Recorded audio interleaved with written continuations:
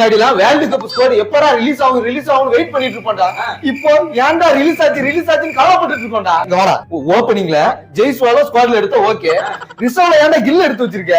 ஜெய்ஸ்வாலுக்கு பேக்கப்பா kill எடுத்து வச்சிருக்கோம். ஏன்டா ஜெய்ஸ்வாலே ஓபனிங்க்கு பேக்கப் தான்டா, இதுல வேற ஜெய்ஸ்வாலுக்கு பேக்கப்பா கில் எடுத்து வச்சிருக்காங்களா? சஹல் குல்தீப் கூட ஓகே, ஜடேஜா இருக்கும்போது எதுக்கு அக்ஷர் பட்டேல் எடுத்து வச்சிருக்கீங்க? இப்ப ஜடேஜா ரிட்டையர்ட் ஆயிட்டாருன்னு வச்சுக்கேன், அந்த இடத்த ஃபில் பண்றதுக்கு ஒரு எக்ஸ்பீரியன்ஸ் ஆள் வேணும்ல. அதனாலதான் அக்ஷர் பட்டேல் எங்க போனாலும் கூடவே கூட்டு போய் பிராக்டிஸ் கொடுத்துட்டு இருக்கோம். சிஎஸ்கேக்கு எப்படி ஒரு சேட்னரோ அத மாதிரி இந்தியன் டீமுக்கு ஒரு அக்ஷர் பட்டேல்.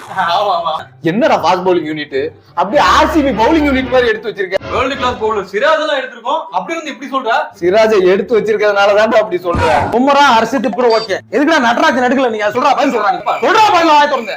நடராஜன் எடுக்கலாம் தான் பார்த்தோம், ஆனா ஒரு நூல் இழையில அவரோட வாய்ப்பு மிஸ் ஆயிடுச்சு. அந்த நூல்றாங்களே, என்னது அது? நூல்னா புத்தகம்பா, புத்தகம் அடிக்க வச்சிருக்கிற இடம் தான்ப்பா நூலகம். ஓஹோ, அததான் சொல்லிட்டு எதுக்கு நமக்கு வம்பு?